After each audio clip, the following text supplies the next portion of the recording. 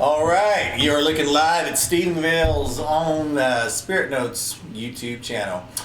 My name is Sam Lopez, and this is episode 3. It's been a minute since we've been able to do this, but here we are back again. To my right, I've got the incomparable Mr. Jon Young. Jon, howdy. Thanks for coming out, man. Thanks for having me. I've been knowing Jon for a long time. It has been a long time. Yeah. And Jon is a Stephenville native. He's a singer-songwriter that's been in the area for a long time, and he's got a couple of albums out.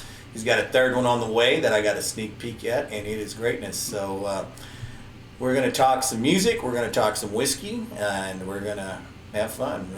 I like both those things. Music and whiskey. So, Jon, man, how's it going? It's going well, man. It's going. Good deal. You know, life is life. It's ups, downs, hills, and valleys. We survived 2020, everyone. Finally getting into some music. We played Saturday, man. That was just like, felt so good to finally be in front of people and playing. Oh, yeah. We were down in Austin this weekend. Really? And we played at a club called the Rustic Tap. And I think it was probably close to 300 or 400 people there. That's awesome, man. And it was a really fun night. Great show. Definitely getting a little bit more relaxed with some of the social distancing and things, but you know, it was still a really good time, and we were safe and had fun, and it was just fun to play again. Man, I mean that's the big thing, you know, just a good time. I've been battling some allergies and stuff, and I got on some steroid pack on Saturday, and man, I was wired. That combined with the excitement of just playing again, I mean, I was just like, let's go. And feeling it. Yeah, and Stacy was, at first few songs, she was kind of needed a little pick-me-up, and then after we got into it, man, it was great because the crowd was good, and the energy and the action was fun, and it was just fun to play again. That's a neat place. I like your saying. Yeah, it's great. It's a lot of fun. Sure. We're not drinking wine this evening, but what we are drinking is a little whiskey. Yeah, that's our comes up.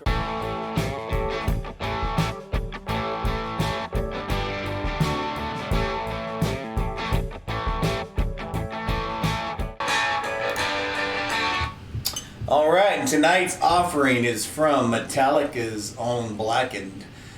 This is batch number 112. You can look the batches up on the internet, and you can get an idea of what the music was gyrating to. What they do is they put this whiskey into the barrels, a sherry cask, and then they have batches labeled, and you can go in. The guys from the band, management, they all get these playlists together, and this particular one has some Master of Puppets and some, I think one was on this one. So the music, they blast it in the warehouse and just agitates the barrels, and I don't know, kind of gives it its own little vibe. Puts its Metallica heavy metal spin on it. Dave Pickerell was a master distiller that they partnered with. Dave's no longer with us, but he did a hell of a job on this whiskey. It's really a smooth drinker. I'm drinking it over ice, and it is it's great. So we'll be sipping on it during this production. So, with that being said, Jon, I always laugh at the way we met. You remember that? Oh yeah. Yeah, absolutely. So Go ahead. All right. So growing up, my mom has never met a stranger in her entire life, and she kind of instilled that into me. And where some people will stop and not go do something, I'll walk right into the middle of it. And what happened was we were actually, my wife and I, we love to go garage sailing, and we'll go out on the town in Stephenville, and we'll hit up all the garage sales. Well, one day we got to this garage sale in this little nice quiet neighborhood, and I hear someone shredding guitar. I don't know about shredding. You were getting after it. I mean, it was enough where while we were standing, we were looking through all of their junk, and that, like you do at garage sales, it's treasures or it's junk. I mean, that's the beauty of it. That's kind of the fun part. But for real, I was standing there listening to him for about 10 or 15 minutes, and we were getting ready to leave, and I looked at Kim and I said, "Okay, we're gonna go see who this is." And so we walked up to his door, knocked on your door. While you were still jamming. I think so. Yeah. The music was still going because you stopped, came to the door, and you're like, "Yes?" I was like, "Man, I heard you playing guitar. It sounds good." who are you? And so we met right then. That's it. I went into his house, looked at his stuff. We hung out for just a second. I think we exchanged phone numbers, and the rest is history. Yeah. I think I came to the door and I saw you guys, and yeah, that's kind of how it went down. And I was like, you guys want to come in? Or Yes, we do, actually. and that's how our friendship came about, and it was awesome. And Kim was just wide-eyed at first, but Oh, she yeah. was so cool, man. We got into the car, and she said, I cannot believe you just did that. She said that could have gone so much worse. Ashley was like, who was that? And I Who was like, that? Some random I dude. don't know. Yeah. But they're music lovers, so Yeah. I like them already. Heck yeah. I want to say you may have been playing Metallica. I think I heard Metallica licks. Might have been. And see, Metallica's an old favorite of mine. Yeah. You know, I mean, Yeah. it's hard to be from 80s, 90s and not like some Metallica. Oh, yeah. And I grew up, my older brother was really into a lot of older heavy metal bands, and Metallica was one of his favorites. Yes. Now, of course, he's of the type that he doesn't like anything, past Black Album. Like, really, Black Album, he's not a fan of. hardcore. He's a hardcore Metallica fan. Well, I mean, I love all different, understand. variations of Metallica. Of course, Yeah. for me, Ride the Lightning was the best. Oh, yeah. But I do like, Death Magnetic and some of the other stuff. Well, and everyone has their favorite album, but to me, what happened is Metallica got melodic. Yeah. And I love that. I think that's a Yeah. beautiful thing. I think, honestly, it made the music more enjoyable for me, and I already loved Master of Puppets. I already loved Ride the Lightning. I already loved Injustice for All. Like, these records that they were making are really, really good records. Yeah. But the next logical step was the Black Album, and it's self-titled. I think I don't think it's even the Black Album. I even like Load and Reload. I do too. I catch hell for that all the time. Yeah. But that was when I was in high school, and I thought that was some really good music. Yeah. I thought all in all it was well done. Yeah. And I know those are fighting words for some people. No, I'm with you, man. Because like everything that they put out, I have to listen to. I even like Saint Anger. People love to bash on Saint Yeah, Anger. it's not my favorite. And that snare is terrible. Oh, it but, sounds awful. You get some of those songs away from that, like seeing them live, like Saint Anger itself, and Invisible Kid and all those. There's some good songs. It's just that piercing snare you can't get rid of. Well, that record in general just sounds funny, and you can tell they basically were just trying to do everything opposite of what they had done. No guitar solos. No guitar solos. All the songs were 8 minutes long. Yep. And I mean, it meandered. Yeah. And I gave it a chance the very first time I listened to it because I wanted it to be really good. Yeah. Because we were literally just coming off of I Disappear.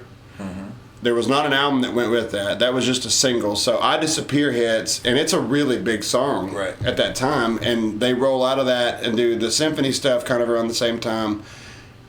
To go from that to Saint Anger was such a weird step. Right. But I understand, and that's part of what I admire about them is they're not scared to try something new.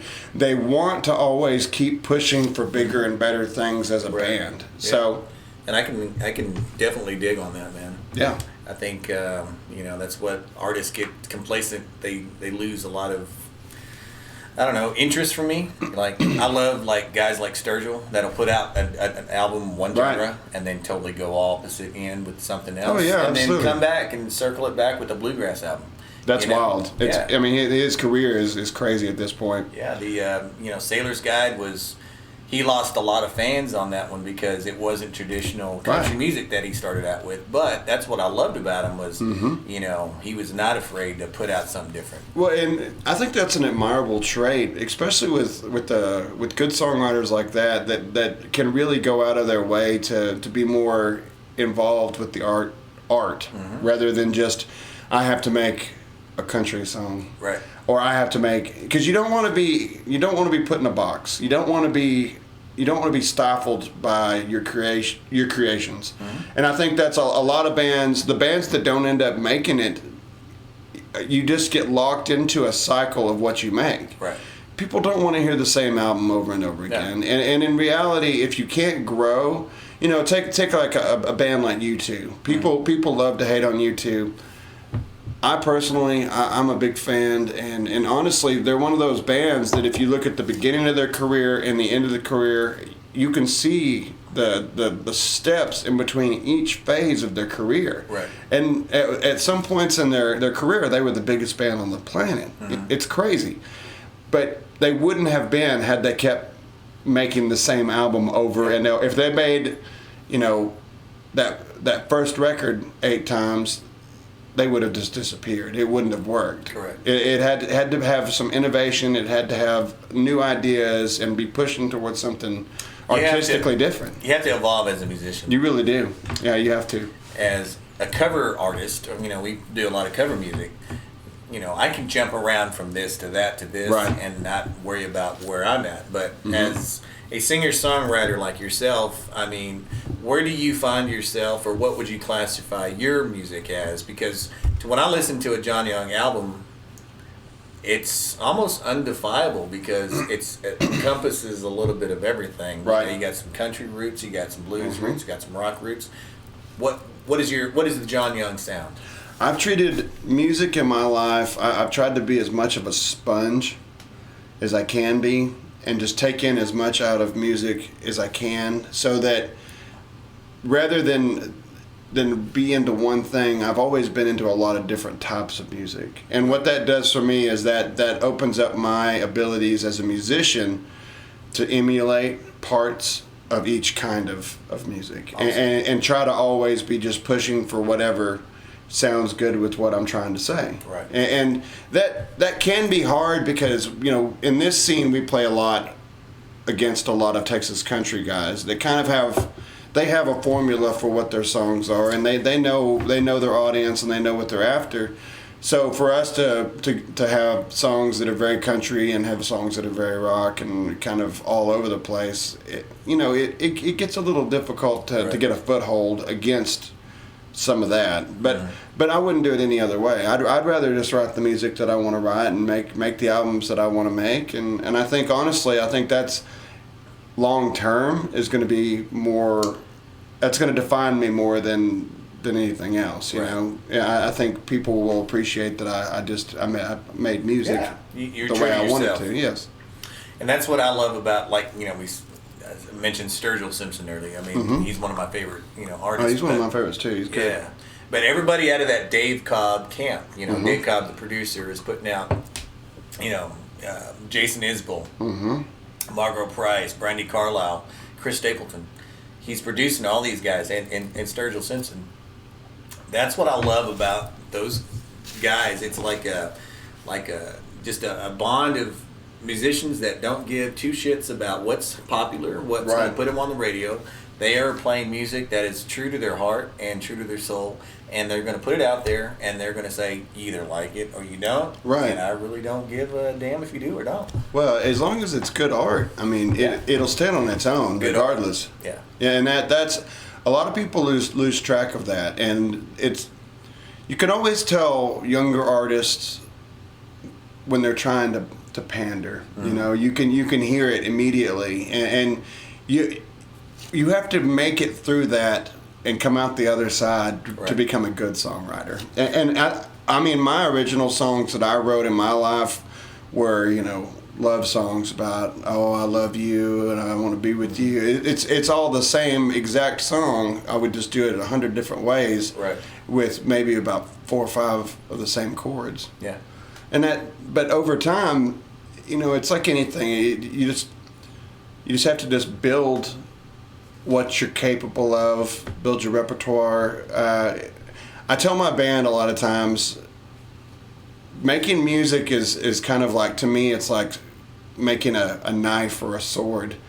We have all this raw material that goes into these songs, but the more that you work on that thing and you sharpen it and then you just get after it and you polish it, then it becomes the tool and the weapon that it becomes. That's a very good analogy. You're honing. You're honing it in. After you get all the components together. And when you get it as good as you can, it is razor sharp. And that's what the dream is. And I don't think anyone should be satisfied ever with how good they are. I think you should always keep pushing for bigger, better, always moving towards something more complete, more unified, more sharp. So who all is in your band right now? I don't really know a whole lot. I know the guitar player kind of. Andrew Pippin is my guitarist. Right now, Roy Hakens is my drummer. Let's see, we've got Ross Backus as my keyboardist. Cade Smuts plays bass for us. And then our good friend Ted Stripling is our tour manager / sound guy / dude. He is our guy. That's awesome. He takes good care of us. So. Ted's a hell of a sound guy. Yeah, Ted's great. And Ted always a is hell of a great. drummer. He is. He's a great drummer. Yeah.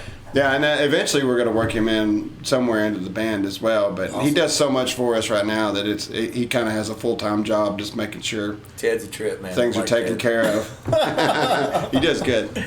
So I was thinking about, when I'd asked you to do this, and by the way, thanks for doing this. Absolutely. But, I have played bass, guitar, and drums in some form or fashion with you in a band setting.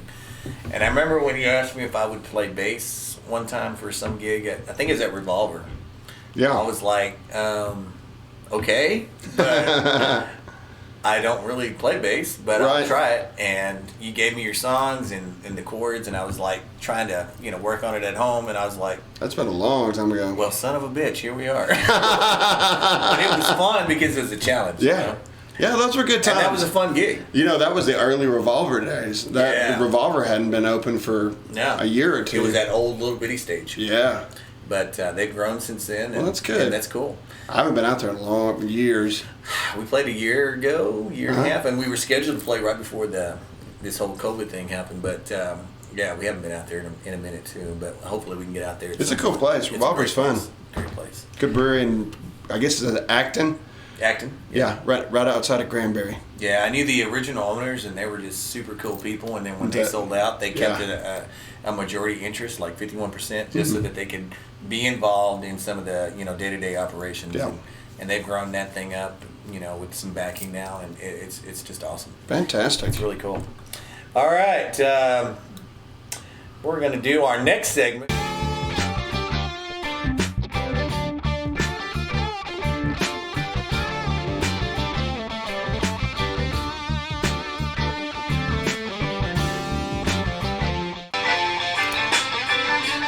What are you listening to? And currently, one of the bands I'm listening to quite a bit, actually for a while now, is Black Pumas. They've got some great songs. Colors is probably their biggest one, of course, right now. But it's a band out of the Austin area. They, how Austin is always bringing people in from all over the country and kind of making them their own. The Black Pumas have done that with the production side of the guitar players and the singers have all gotten together from various walks of life, and they have become quite the thing. So if you don't know the Black Pumas, you need to check them out. They are playing again. They got like a 3-night set in Austin coming up. So anything you're listening to, John, that has caught your eye? I go through phases. Or ear? I go through phases. Right, I've been in the Leon Russell rabbit hole. Really? Yeah, for last month or so. That's cool. I like a lot of the '70s artists. As far as newer bands, there's a lot of really good bands out there. But I find myself going back and really getting into like Little Feat and. Oh yeah. I mean, there's some good old bands. It's a lot of fun. I saw J.J. Kell with Leon Russell on a YouTube video. It's like an hour and 20 minutes. And I sat there and watched the whole damn thing, drinking whiskey, and I was like, these guys are freaking musicians. It's phenomenal. The Leon Russell, there's a really good one with him and Glenn Campbell too. Oh yeah. The Glenn Campbell and Leon Russell, it's just them in a studio environment just jamming. It is incredible. Yeah. You will not even believe what you're hearing. That's cool. Hey man, I thought about you the other day. Well, it's been a couple months. I was in Colorado, and down from the hotel where I usually stay at downtown, there's a cool little vintage shop, and so I always go in there and check out vinyl. And I came home with 3 vinyls. One was Iron Butterfly, Indigata DeVita. Okay. Got it for $10. Nice. The guy behind me was like, "Dude, you just scored big time." I'm like, "Yeah, I know. Shut up until I pay for this thing." Fabulous Thunderbirds. And then Don Williams' Greatest Hits. I know you're a big Don Williams fan, right? Yeah.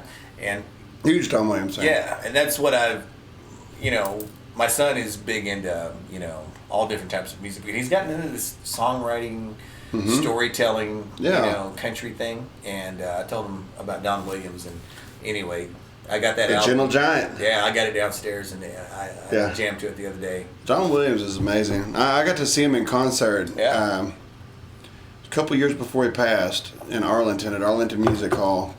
And the funniest thing was he never said a word the entire night, except for once. You good? I'll take a little as well. The only word he said, guys, is he looked at the audience and he goes, "Mercy." And then he just went back to playing. And I mean, that stuck with me till this day. What else do you need to say? You didn't need to say a damn thing. It's Don Williams. He was fantastic. Awesome, That's so awesome. Good.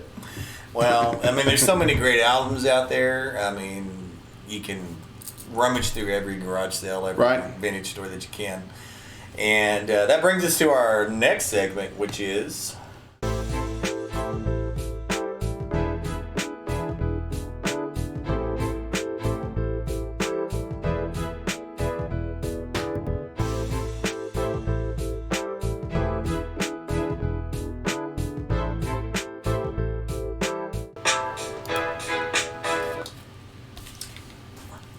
So, the album I picked for this evening is Shaky Graves, which is a signed album.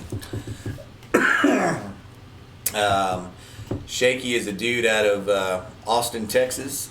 Alejandro Rose Garcia. One of my favorite folk type albums. When I first saw Shaky, I think I saw him at a small stage at ACL. I think you guys were there.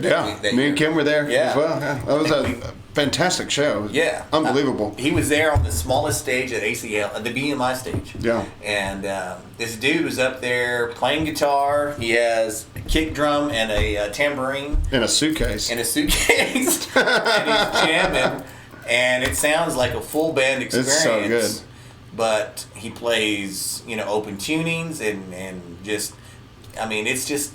It was like anything I never really heard before. Yeah. I mean, it's so original. He's taken one-man band to a whole different... It's to another level. Yeah. And he's so good at it, and that was such a good concert. And it was just a whole group of people, and this is a very small stage for ACL. Yes. A whole group of people all sitting down on the ground, just watching every move this guy made. I was in a trance, man. It was easy to be in a trance. It was so good. It was. I couldn't believe what I was hearing or seeing, and I was like right up there on the stage, on the rail, and I was just taking everything I could in.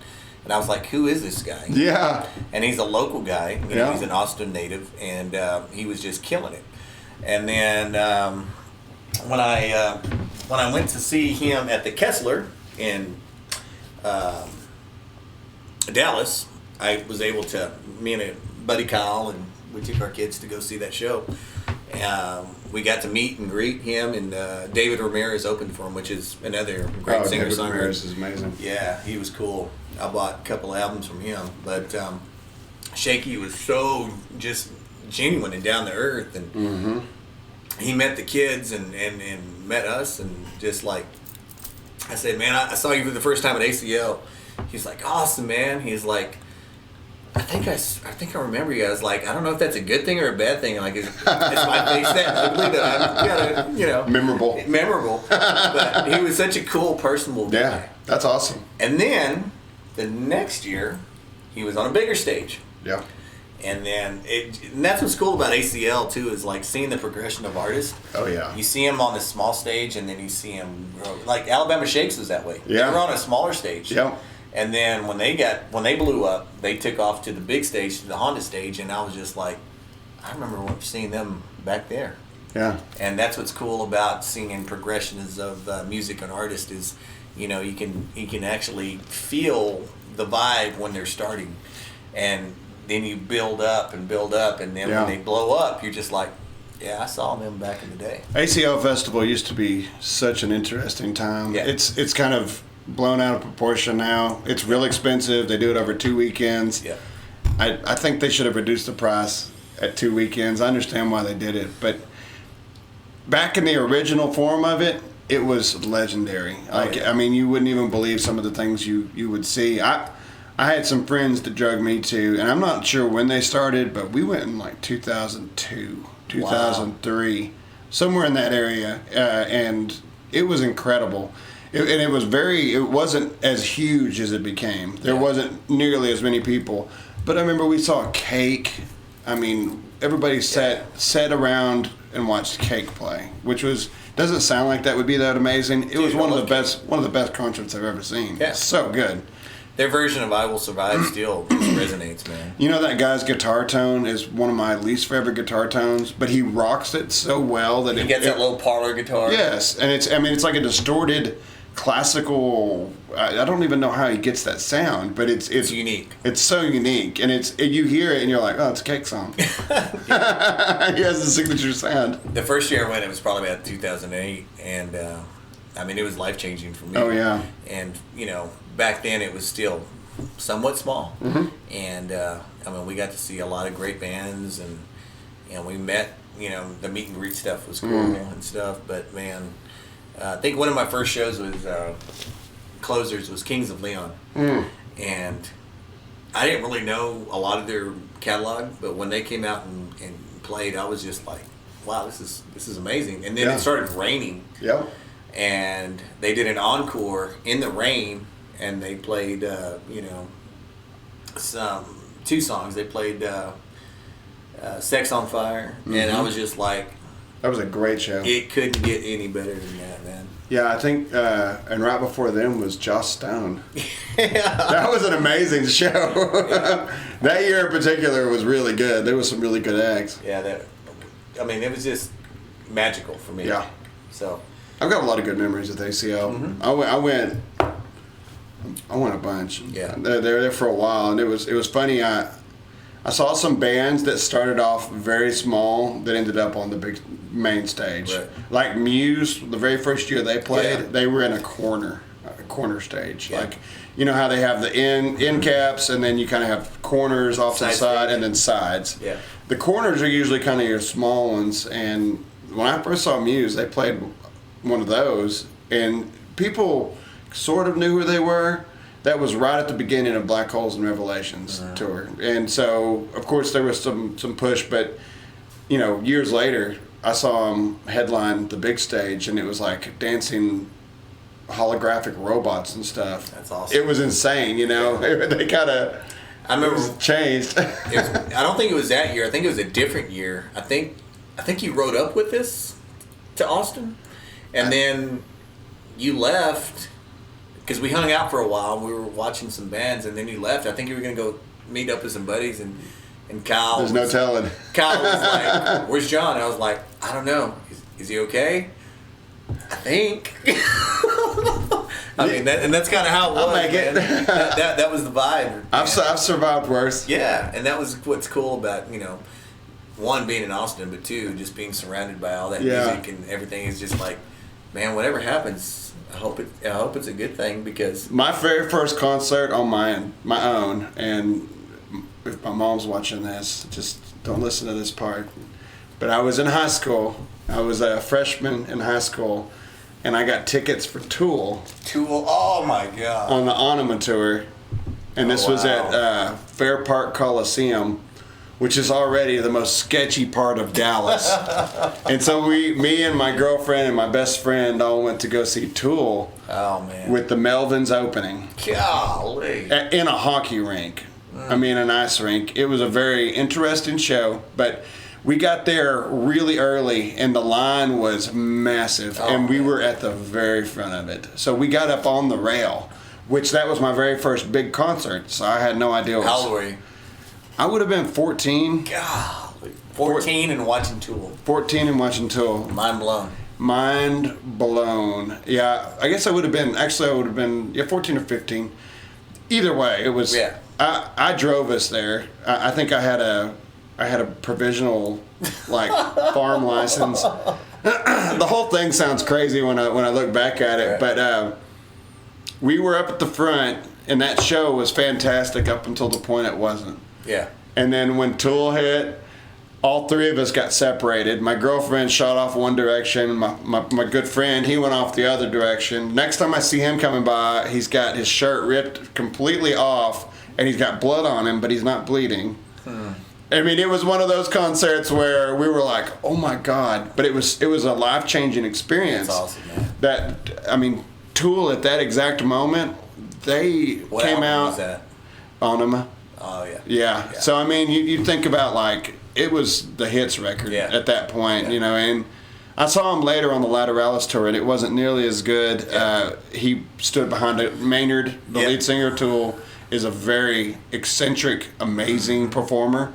By the time he made it to Lateralis, he was behind a curtain. But at these times, when I saw him at 14 or 15, he was wearing face paint with a suit that was Velcro, it just ripped off, and he was wearing a skirt, and he was painted blue. That's awesome. It was an unbelievable show. And I mean, I could talk about just that show and the impact it had on me, but it was also like one of the very first times I ever smoked in public. Right. And things got a little wild. Yeah. And I went and sat down on a back wall, and like, it was kind of the coolest moment of my life. That's awesome, man. I hate to admit this, but I have never seen Tool live. They were amazing. I almost saw them about 3-4 years ago when they came down to Dallas, but I didn't make that show. But my goal at some point is to watch Tool live. And I went back and saw them twice on the saw them on that tour, Lateralis, and I've decided I probably wasn't going to go see them again because I don't think anything's going to ever top. It can never compare to that original concert because it was my very first rock show, going out to a rock show. I'd been to other concerts, but it'd been like Asleep at the Wheel, and I saw the Tractors. I don't know if you know who the Tractors are. That Baby Likes to Rock It. I saw them at Six Flags in like the early 90s, and I thought that was awesome. And then I saw Tool, and it's life-changing. Yeah. My first concert was in San Angelo. It was at probably 12, 13. Nice. It was Joan Jett and the Blackhearts. Oh, man, that's awesome. And I thought, this is where I want to be. This is like rock and roll, man. And, I mean, it was like, why she was there, I don't know, but it was perfect because she probably didn't even know what she was. No, she probably was like her booking agent she was probably cussing them the whole time. But where am I? It was a great first show for me, and that just started my I was always kind of on the fringe. I loved rap things and hip hop and stuff, but rock and roll was always kind of what I was gravitated towards. And Joan Jett was freaking awesome. So, and I think. We saw Mumford and Sons together we at did. Fair Park. Yeah, we did. That was at the outdoor Starplex. Oh, was that the?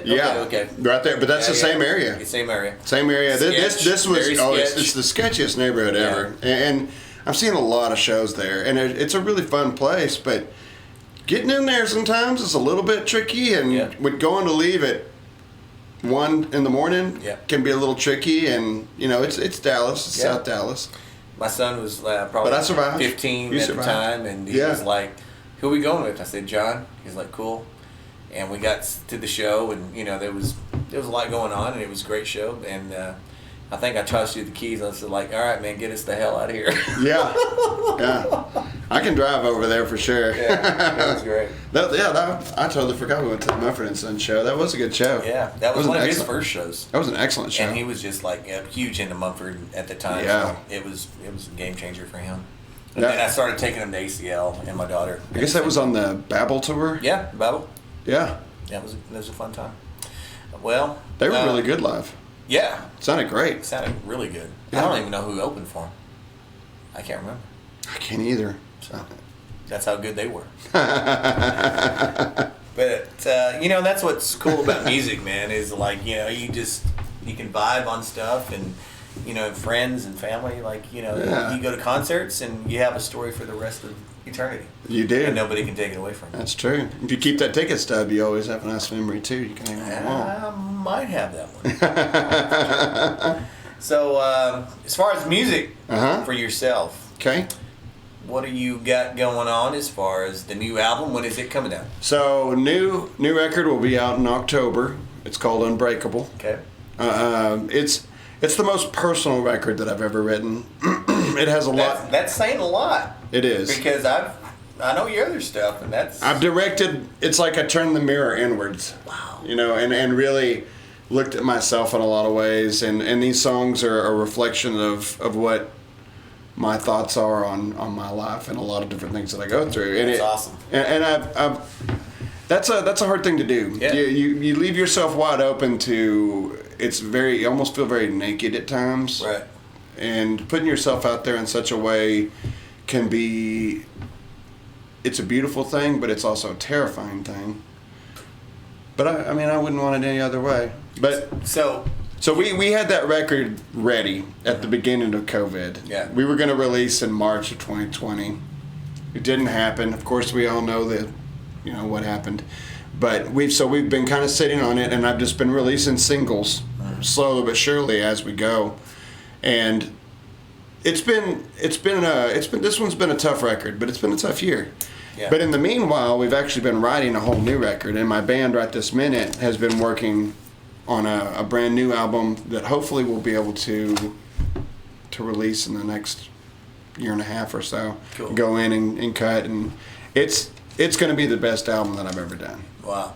Who's Who's producing it? Who's making it for you? I don't know yet. We're in the process of just making the plans and Okay. getting it all ready. For this current album or for the future album? No, for this one that we're about to release, it's all done. Everything's done. Josh Serrato, Ben Hussey, Over at Melody Mountain. they produced and played on it. We had the members of the band actually came in and played on quite a bit of it, but for the most part, we had a lot of the parts I brought in kind of hired guns. Yeah. And that's the way those other two records were done. Right. And I like that. But the big part of it is that studio time is expensive. It is. So you gotta have it right. You have to have it very right. And every time that I recorded a record, I had a band, but we weren't necessarily at the point where I needed to be. Right. So it worked out. Like this Unbreakable album, we made the chunk of it in about 8 days.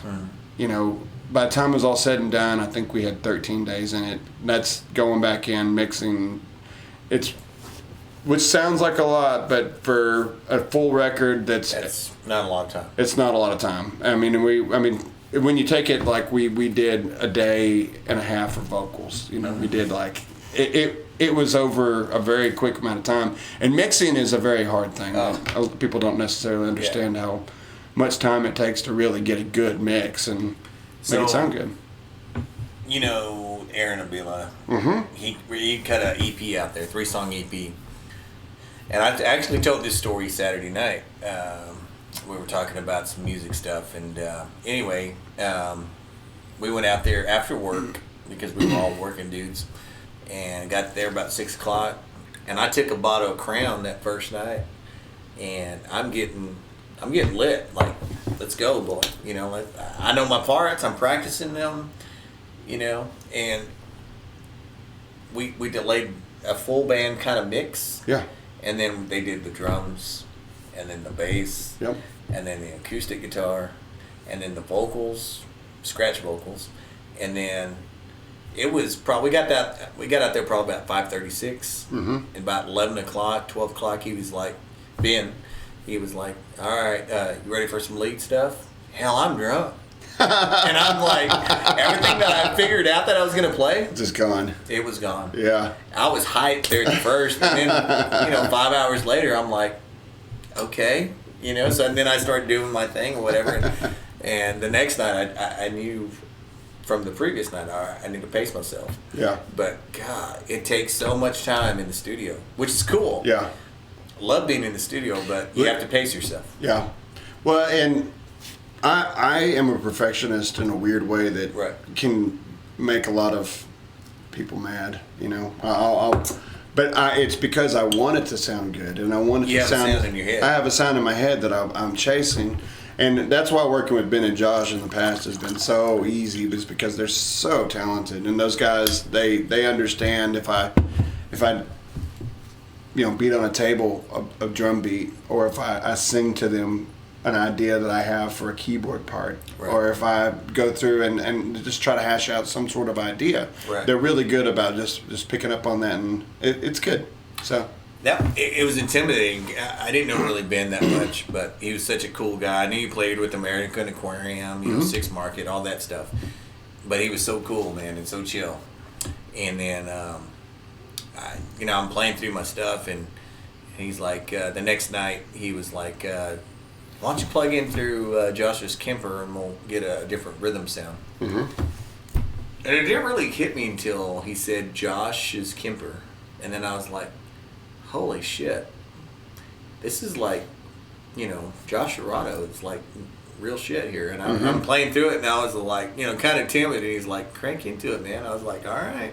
But, man, it's so much fun with those guys because they're great musicians, but they're super cool about it. Yeah. In this Unbreakable record, we had some heavy hitters. There's this cat named Cody Angel, who's a steel guitar player. I've heard him. Cody Angel is phenomenal. He came in, he originally was going to produce, it kind of more turned into he just basically kind of put some guitar and steel on it. But fantastic. He did such a beautiful job. We also had Logan Bowers, which is the drummer for William Clark Green. He cut all the drum parts, and that guy, super intuitive. Cool. Super fun to play with. We got stuff done fast because everybody was very good. Yeah. And that helps. That's what you want to do in a situation like that. Because, like I said, it's a small fortune to go into the studio, and you want to make your time count. And you definitely don't want those guys. Yeah, you don't want those guys to be sitting there looking at you, trying to figure out what the hell you're doing. Exactly. Because you will get the go to hell look. Yeah. Let's get this going, guys. If you don't know what you're doing when you get into the studio, you're fucked. Yeah. Because they don't want to sit there listening to you practice. They want you to be ready. Right. And if you're not ready, it shows quick. Yeah, it does. It does. Absolutely. Would you like to play a song for us from the new album? Sure. I'm gonna play one. This one's actually my favorite song. Okay. Play what you want, man. I got the allergies a little bit. But Hashtag Texas. Hashtag Texas. Let me turn this down a little bit. In the mix. So I wrote this song for myself, but in reality what I realized is that it's kind of a song that's written for all of my degenerate friends, for all my people that are going through hard times, for all my people that have lived this lifestyle, that understand what it is to not know who you are necessarily, not necnecessarily. There's a lot of this out there. There's a lot, and really that's a human thing. But musicians in particular, we're very hard on ourselves, and it's art and some of these emotional depression problems, like it goes hand in hand. Exactly. It's crazy. And one thing I was gonna, piggybacking on that, I write a lot of songs, but I don't put them out there. Right. I put one out a while back, and it was just like, you put yourself out there, like you put your heart on your strings, and then you're like, here I am. Yeah. And so, it's for a musician, it's hard to put that out there. Yeah. People will say, oh, it's just a song. It is just a song, but it means a hell of a lot to the person writing that song. So this song is one of those for me, and it's called Learning. And one of the very first times that I played it for my wife, she cried. Yeah. The very first time I played it for a couple of my good buddies that were going through some hard times, yeah, I look over and they were all bawling. Like it's one of those ones that it hits hard if you know what it means. Yeah. If I start crying, don't hold it against me. All right. This is Learning. Jon Young.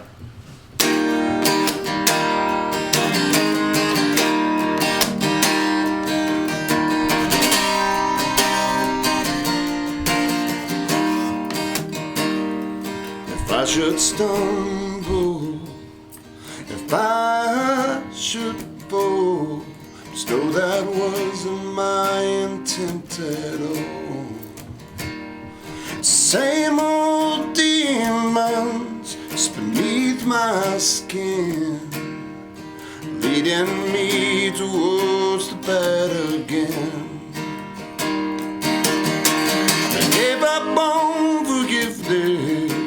I found that well was dry. Sorry just ain't that sorry when you say it every time. I know that I can do better. I'm not proud of the shape I'm in. I'm still learning how to love myself again. I'm still learning how to love myself again.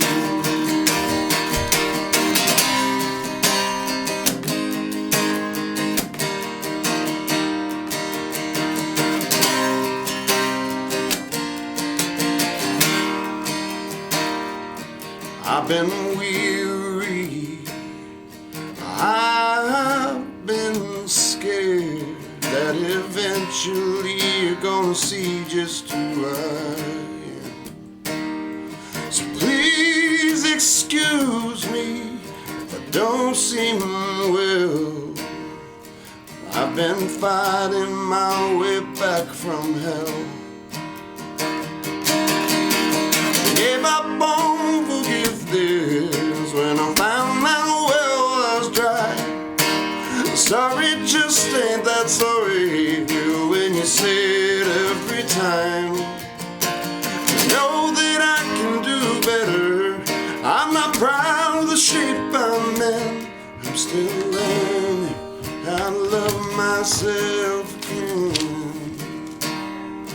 I'm still learning how to love myself again. I'm still learning how to love myself again. I'm still learning how to love myself again.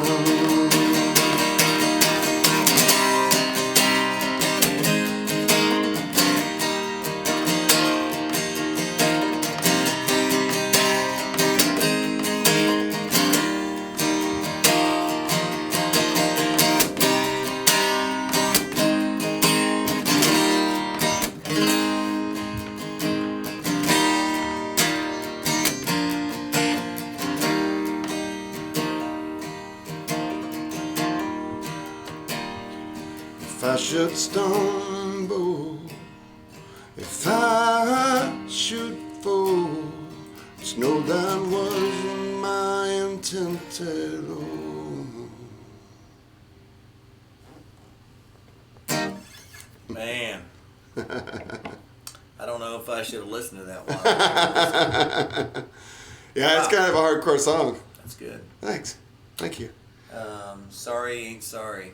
Yeah. That's a great song. That's a great lyric, man. If you say it every time, you know. It loses its meaning. Yeah. I think everybody can relate to that. Yeah. You know, I mean, it's so easy to do things and not think about it, or just go on living life and be caught in the moment, and then just wait for afterwards to try to atone, and it's hard. But that's just living. That's life, man. That's the good thing about songs, you know. I mean, it's a nice way to just put it out there. Yeah, that's when a song hits, man. Yeah. And when it hits, it resonates, and it just kind of makes it feel like it's a part of you. Yeah. I wrote a song about a month ago, and I put it out on YouTube or Facebook or whatever. And I had about 5 or 6 people say, I think you wrote that song for me. Mm-hmm. And when you write a song as a songwriter, I'm not a great songwriter, but I write songs. But you're a singer-songwriter. But when I write something and I put it out there, and you hear feedback like that, like it could have that you wrote that for me. Yeah. You know that people are feeling the same emotions that you put into it. Well, you did your job, because And that's the whole point. Is writing a song for yourself is really good, but if you can do it in a way that people can relate without even realizing that they're relating, that's winning. That's winning. One of the lyrics I had was, "I'm over it, I'm over you." Yeah. I mean, you hear that in life, "I'm over it," and then when you say, "I'm over you," then you're to that next level. Yeah. And man, that was good. That was very good. Thank you. So, I know that you have written a ton of songs. And it was funny because, probably about a month ago, maybe longer, I ran into Billy Hartman at the Greenwood. And we got the bullshitting and stuff, and Billy's animated. Oh, and yeah. I'm going to have him on here at one point. And, Yeah, you should. Billy's awesome. Billy's great. He's got a new album called Beans and Cornbread. It's good. And it's fun. It's It good. is. It's so good. And we were talking, and he was like, your name came up. He had a guy with him, BK. Yeah, I know BK real well. Yeah, and so we were talking about, he mentioned the literary line. Remember when you had your little songwriting deal? Yeah. And I said, man, I went up there a few times. Yeah. And he says, man, I was there. And I was so intimidated by Jon because he's singing all these songs that are originals that are great. And I do a cover song. And he says, yeah, we don't do covers here. And I love that. I guess I was just a jerk. No, but I'm like, no, get that shit out of here. But that's a weird. That was the purpose of that. You know, It was called SOS, Songwriters of Stephenville. Yeah, and that was awesome. Yeah, And it was I think fun. we need to bring something like that back. Dude, Clayton Landy used to come. Like, Yeah. Mike Stanley was there one time. Yep, We had a really good turnout. it was fun. Yeah, those were real fun times. But I can't believe I've known you that long. Yeah, That's a long time. that's a long damn time. That's a long damn time. I can't even remember when that was. I think that was like 10 or 11. And I was intimidated because I was like, I'm not really a songwriter, but I've written songs. But to hear everybody's songs, and I was just like, Oh, it was really fun because the best part of it was we'd finish and everybody would be like, they would go through it and they would tell you what they liked about your song. Right. It'd be like, I really like that like you just did, you know. It's always not that sorry when you say it every time. They'd say your words back to you and you're like, oh my God, you were listening. yeah, Because for those of you that aren't musicians that are watching this right now and you're looking at us and you're like, you maybe don't understand. When we go and we play in clubs, people scream and they literally sit and talk to each other as loud as they can. Right. And you get to the end of the night and they come up and they're like, oh, you were in the band? Yeah, yes, I was. That was me up there for the last 3 hours. You're like, I know where you were. I could hear you talking, you know. And I don't think I mind that, but it's definitely weird, you know. yeah. When you're on stage, are you mindful of everybody out there? I try to be. Yeah, I try to make it a point to make my way around the audience and try to make eye contact. And I know that sounds weird, but I usually shoot right over the top of their head. And it's to try to engage them. Yeah. If you can engage at least 4 people in your audience, it has this weird effect of it goes around. It people will be like, yeah, and then that spreads. And so, I mean, you're literally playing psychology games. I mean, psychological games with your crowd.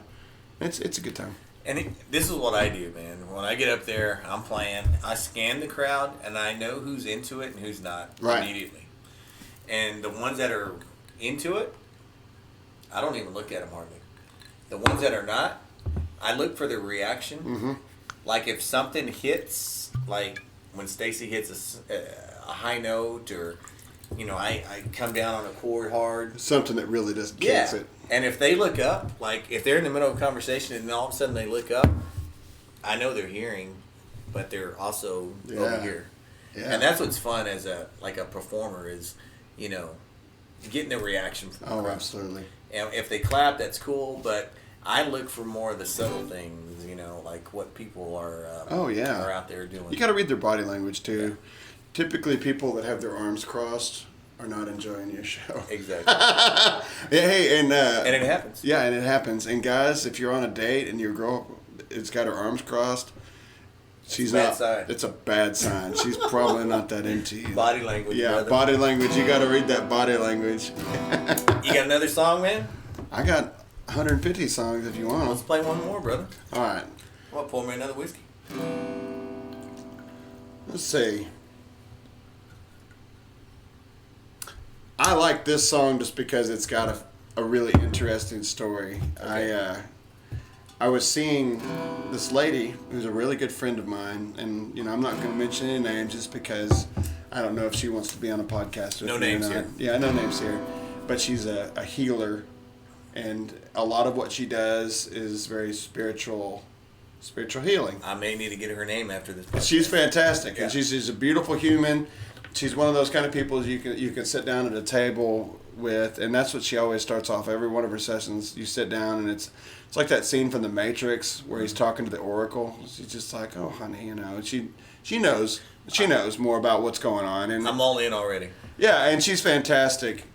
And so we were doing this therapy for a little bit that was very intense, and it involved music as well as like pressure points, and as well as some other weird, it's very strange stuff. But in the long run, what makes you feel good makes you feel good. And anyway, we had a very deep session this one time, and I walked out, got in my car, and wrote this entire song on a notepad. All right. And it came out so fast that it literally scared me, because I was like, I don't know if I really understand that, or it's weird. And once you hear it, to me, it's almost like a midlife crisis song. It's an existential crisis. I'm right there. Okay, so I'm playing all the hits for Lopez tonight. Let's get it. So this is called Unbreakable, and this is the title track off my record.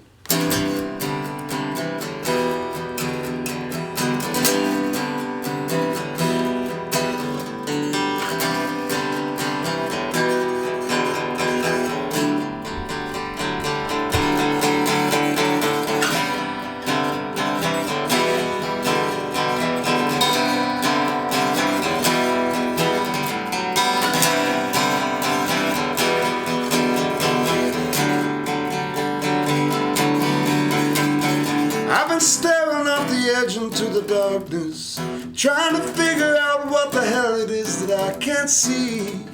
There are monsters on the loose deep inside me, bitterness, fear, and jealousy. My soul begins to yearn for understanding. Is this all that I was ever meant to be? Just a ship afloat in seas of troubled water, waiting for someone to rescue me. Yeah.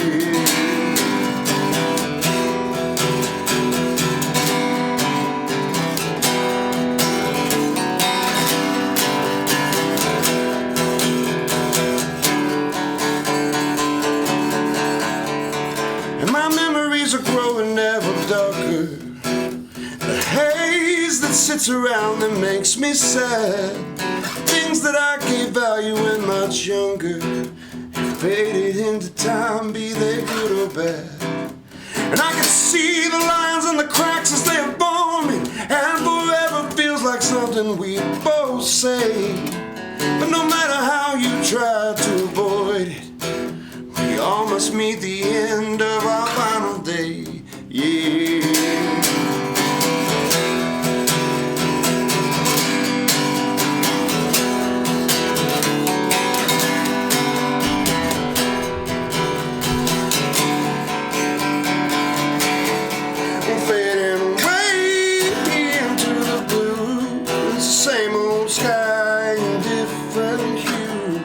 Letting go isn't easy to do when you're unbreakable.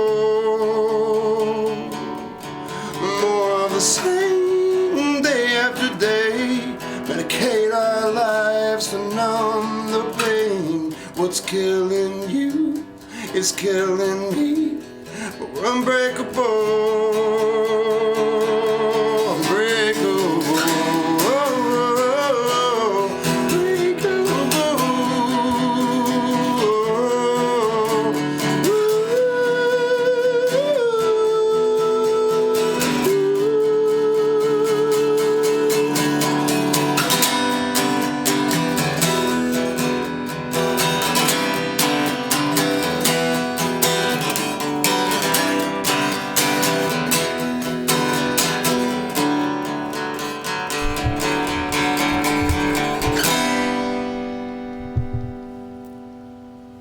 Wow. That's awesome, man. Thank you. Oh, that hits hard. Yeah, that's what I thought too. Yeah.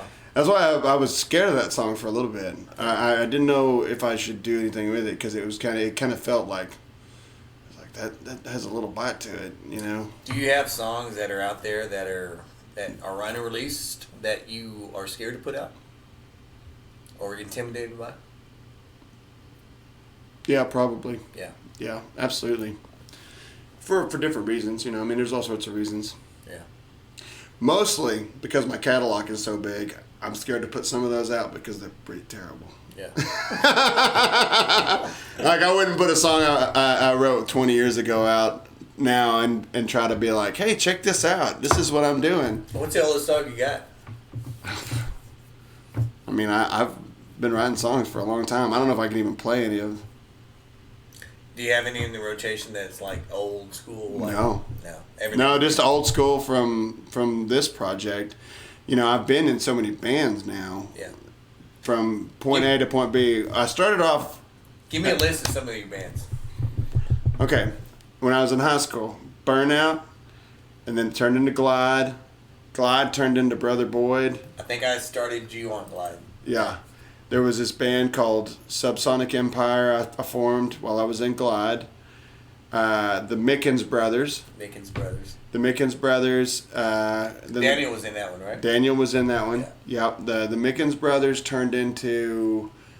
We were part of Greg Allen Band for a little while, and then it became Jon Young, and I've had about 8 different incarnations of Jon Young Band. Right. We had Jon Young and the Restless, Jon Young and the All-Star Carnival, Jon Young. Jon and the Restless is still a great name. You know, it was a joke at first, and then we just went with it, and everybody either they laugh at it or they were like, wow, that's a great name. That's a great name. I like that name a lot. So that's good. Yeah, it resonates. It does resonate, yeah. It's good times. No, I did a post on Facebook where I went through, and what I did is I went through and I thought of every single person I've been in a band with.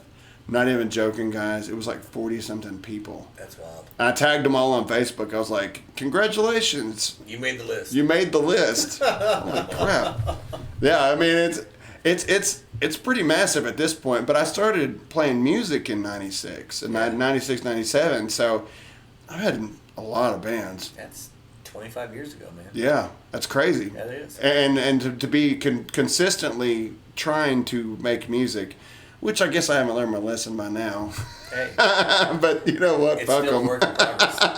That's the way I always categorize myself, as I am a work in progress, always, you know? I think we all are. I think we all are. I think you're in right. life we progress into different genres and we progress into different evolutions of our own self. That's very true. It's very true. And we never really find ourselves, I don't ever think. And if you do, I think it's a shortcut to thinking. Right.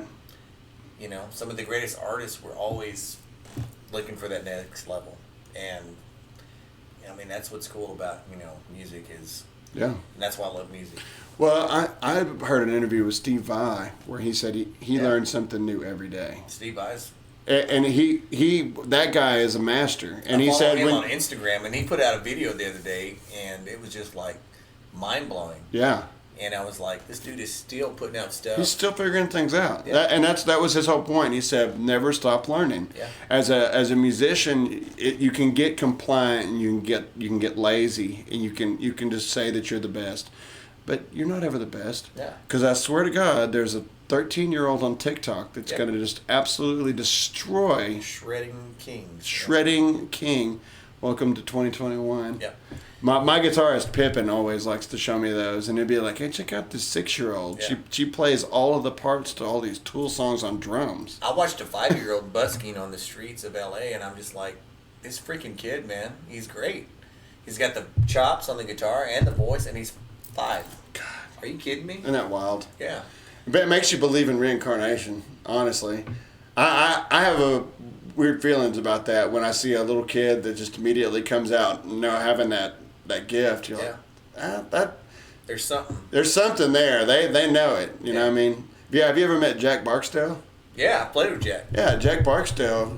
I want to have Jack here one night. Which I love you, Jack, and I if you ever watch this, thank you for just being you, man. Yeah. But that dude, he goes after it, and he has a good At first time I was doing like, it. man, I hate this kid. But then I was like, I love this kid. You want to hear the funniest story? What's up? So originally, the very first time I ever met Jack Barksdale was at a Humane Society fundraiser event for the animal shelter. Yeah. And so they had gone as far as to name some of the dogs after the artists that were playing this concert. Really? Yeah. So there's a Yorkie somewhere out there named Jon Yorkie, and everybody got a dog named after him that played that show. Right. It was. I can't even remember how long ago this was. This is probably like 4 or 5 years ago. And anyways, they had a silent auction. There was a signed set list from Jack Barksdale. Jack Barksdale signed set list, and I was in there like looking at it, and I was, oh, that's funny. It's a pun, because it was a dog event, right. and I mean everything they did in this whole thing was all it was all hokey. And then I saw him play, and I was like, oh, okay, that's a real kid. Yeah. That's a real kid playing music. And then the more I got to know him, and at first I didn't really I didn't know what to think of him either, because I think at that point, he was just barely 10, maybe even younger than that. And he got up there and just jammed his little heart out and had a good time, and it was fantastic. So I jammed Folsom Prison Blues with Jack at his 10th, I believe, birthday party at the Greenwood. I was there. Yeah, and I was just like, this kid's got, the ceiling is not even reached for him. Yeah, no, he and starting this young and doing this much as far Old soul, man. as what he's doing. By the time that kid hits 18, he's going to be fantastic. That's awesome, man. It's going to be fantastic. Well, John, it's been awesome, man. It has been awesome. I'd like to give you a little something here, a little Jon Young pick. Hey, man, I appreciate it. You can add to your pick collection. Very cool. Remember the afternoon? I will. What do you got coming up? You got anything big coming? We're going to be in Lubbock on June 6th.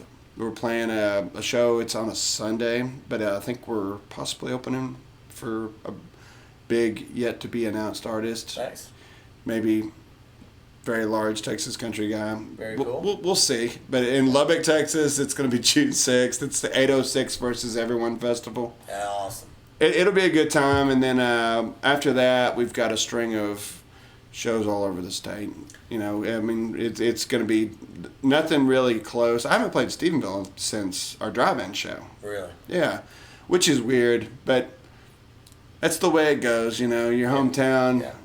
I've done a lot in Stephenville, and I think I got to this point now where we just kind of have an understanding. Yeah. Where can people find you? So my website is www.thejonyoung.com. There is no H in John, so remember to put Jon instead of JOH in. There's a rapper named Jon Young. And there is a white rapper out of Florida named Jon Young, which we know about each other, and it's comical. That's funny. Yeah, he actually got in a football circular. They put his picture with a show that I was playing. It was Jon Young's birthday bash at the Bull Nettle, and they no kidding used a picture of white rapper Jon Young. Yeah. And somebody tagged him in it. And he was like, he got on the Facebook post and he said, "What is this shit?" That's super cool. That's all right. We're in a battle right now for Google supremacy. So you're on Spotify? I am on Spotify. Basically anywhere you can download streaming stuff. I'm on all services. Awesome. Yeah. I just got into Tidal. Have you checked them out? Mm-mm. Tidal is a streaming service like Spotify. Okay. It's owned by Jay-Z, and it's really cool. The algorithms that they use for what you like are pretty spot on. Fantastic. It's even, I dare say, better than Spotify. I'm a Spotify user from way back, but I've started getting into Tidal. Yeah. We're probably on there. The people that we distribute with do a really good job of making sure that my music is on all of them. So That's awesome. You know, I don't go and check their work, so Yeah. hopefully it's on all of them. Well, cool. Yeah. All right, man. Any parting words? New single June 4th, Okay. Here and Now. It's going to be a beautiful song. I think the studio version of it is one of my favorite off that record as far as like production wise. Mm-hmm. Just got a really pretty sound. And just keep up with us. We're coming somewhere where you are. We'll come see you. Cool. It's going to happen. It will happen. All right, so that concludes Jon Young this evening. And if you're ever out and about and you see the name Jon Young, know that he is a Stephenville native. He's a Stephenville guy. He is playing music that is, Texas country, a little blues, a little rock, a little everything, Americana. And I thoroughly enjoyed this, man. It's been a lot of fun. It's been a lot of fun. And so if you're ever and about and see Jon Young, let him know that you're out there. We're playing music for you, and we're playing 2021 is wide open now. And so we're out there trying to make music for the venues, and the artists are getting out and about again. So everything is all about getting out and experiencing live music. So when you get the chance, go out and do it. Whoever it is. Support all of them. Support all of them. Yeah. So, all right, man. John, enjoyed it, bud. I enjoyed it too. Thank you, brother. All right, the Spirit Notes, episode number 3 with Jon Young.